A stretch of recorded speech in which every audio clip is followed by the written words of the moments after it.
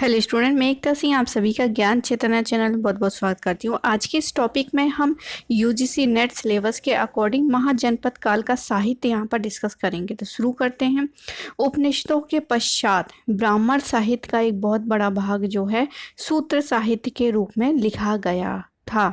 सूत्र साहित्य की रचना जो है बौद्ध धर्म के प्रचार का मुकाबला करने के लिए हुआ था। तो सूत्र साहित्य की रचना किसके, जब बौद्ध धर्म का प्रचार है उसी के मुकाबले में सूत्र साहित्य की रचना की थी। ब्राह्मण ब्राह्मण साहित्य का ही एक ये भाग है। आगे है सूत्र साहित्य में कल्प सूत्र। सूत्र साहित्य जो है वो गद्य और पद्य दोनों में है, लेकिन इसका जो कल्प सूत्र है वो सबसे ज़्यादा महत्व है। और इसी कल्प सूत्र के कितने भाग हैं? 3 भाग हैं। तो सूत्र साहित्य गद्य और पद्य दोनों में है। सबसे इम्पोर्टेंट है सूत्र साहित्य कल्प सूत्र है। कल्प सूत्र के 3 पार्ट हैं। कौन कौन से है? सौत्र, स्तोत्र और ग्रह और धर्म सूत्र जो है सबसे सर्वाधिक महत्व का है। सूत्र साहित्य में की ही तरह स्मृतियों में धार्मिक और सामाजिक व्यवस्था का प्रतिपादन हुआ है। स्मृति साहित्य केवल पद्य में लिखा गया है। तो अभी हमने यहाँ पर देखा था कि जो सूत्र साहित्य है वो गद्य और पद्य दोनों में है, लेकिन यहाँ पर एक स्मृति है जो कि सिर्फ और सिर्फ गद्य में यानी कि जैसे कि ये कोई एक टेक्स्ट है उसके बारे में लिखा गया, और पद्य मतलब उसकी कविता फॉर्म में भी उसको पढ़ सकते हैं, वाचन कर सकते हैं, इस तरह से। तो ये पद्य में लिखा गया था केवल स्मृति साहित्य। पद्य मतलब कविता फॉर्म में, और गद्य मतलब वो जो लिखा हुआ है एक रनिंग वे में लिखा गया है, वो कोई कविता नहीं है, सिंपल से वाक्य होंगे, इस तरह से। तो ये स्मृति साहित्य केवल पद्य में है, और सूत्र तथा स्मृति साहित्य मिलकर क्या है, शास्त्र कहे जाते थे। यानी सूत्र साहित्य हो गए और हमारी स्मृतियाँ, ये दोनों मिल जाते थे, मतलब दोनों को ही सम्मिलित रूप से शास्त्र कहे गए। तो महाभारत में कई हमारे शास्त्र क्या कह रहे हैं, हमारे शास्त्र क्या कह रहे हैं, हमारे शास्त्र में ये वाली चीज़ें कही गई हैं। तो वो जो शास्त्र है वो सूत्र और स्मृति साहित्य को मिलाकर ही कहा गया है। अब गौतम धर्म सूत्र सर्वाधिक प्राचीन है। प्रारंभ में गौतम बौधायन वशिष्ठ धर्म सूत्र को उत्तर भारत का माना जाता था। तो गौतम द्वारा जो है, गौतम बौधायन द्वारा क्या लिखा गया था? धर्म सूत्र, जो कि उत्तर भारत में बहुत ही प्रचलित था। उसी को हर कोई आधार मान के जो है राजा न्याय किया करते थे, जबकि बौधायन और आपस्तम्ब को दक्षिण भारत का माना गया है। आगे देखते हैं। सूत्र साहित्य के द्वारा जाति पर आधारित समाज को नियमबद्ध करने की कोशिश की गई है। बौद्ध काल में भारत में लेखन कला का विकास हो गया था। भारत के पश्चिमोत्तर भाग में यूनानी आक्रमण हो चुके थे। ईरानी आक्रमण की वजह से यहाँ पर क्या है, खरोष्ठी और अरामाइक लिपि का विकास हुआ, जबकि शेष भारत में ब्राह्मी लिपि का ही प्रचलन बना रहा।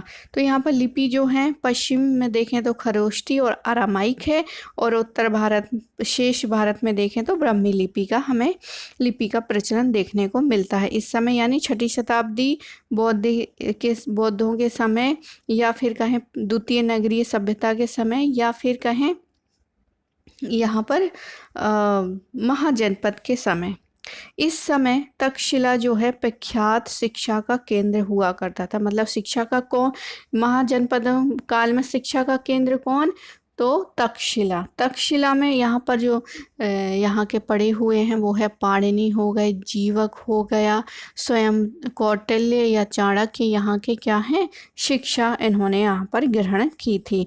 इसके अलावा फिर आगे हम देखेंगे चंद्रगुप्त मौर्य भी यहाँ से क्या है, शिक्षा प्राप्त करते हैं। तो कभी एग्जाम में पूछा जाता है कि निम्नलिखित में से किन लोगों ने तक्षशिला में शिक्षा प्राप्त की थी। तो यहाँ पर हमारे महाजनपद काल में देखें तो पाणिनि हो गए, जीवक हो गए और कौटिल्य हो गए।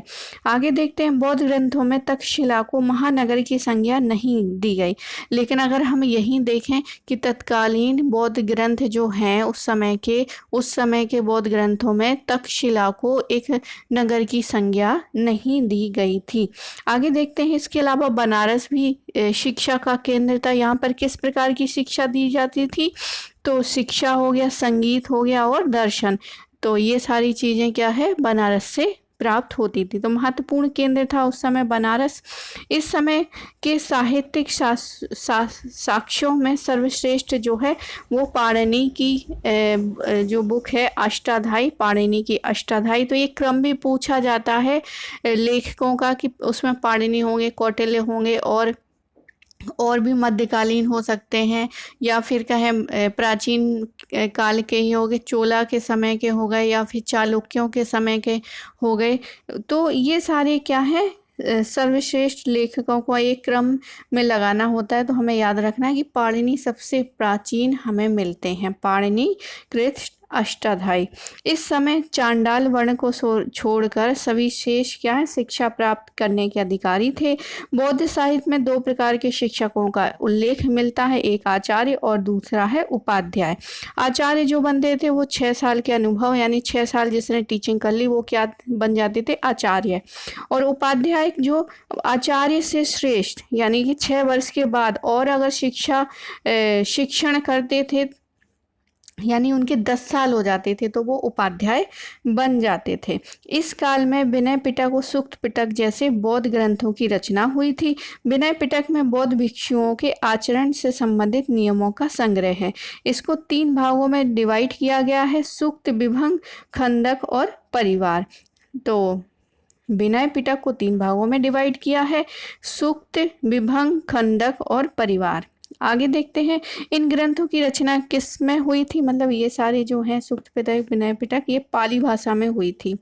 अब सूक्त पिटक देख लेते हैं, इसका विभाजन 5 निकायों में है। 5 निकाय कौन कौन सी है? दीर्घ निकाय, मध्यमम निकाय, अंग्युत्तर निकाय, खुंदक निकाय और संयुक्त निकाय।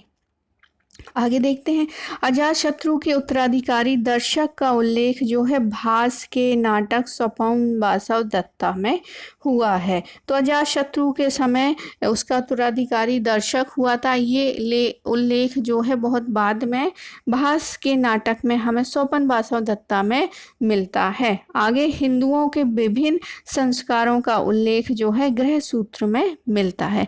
तो ये रही कुछ महाजनपद काल की साहित्यिक जानकारी, या फिर कहें 6ठी शताब्दी ईसा पूर्व की साहित्यिक जानकारी। तो आई होप आपको ये वीडियो पसंद आया होगा। पसंद आया तो प्लीज़ लाइक करें, शेयर करें और सब्सक्राइब करें। मिलते हैं एक और वीडियो के साथ।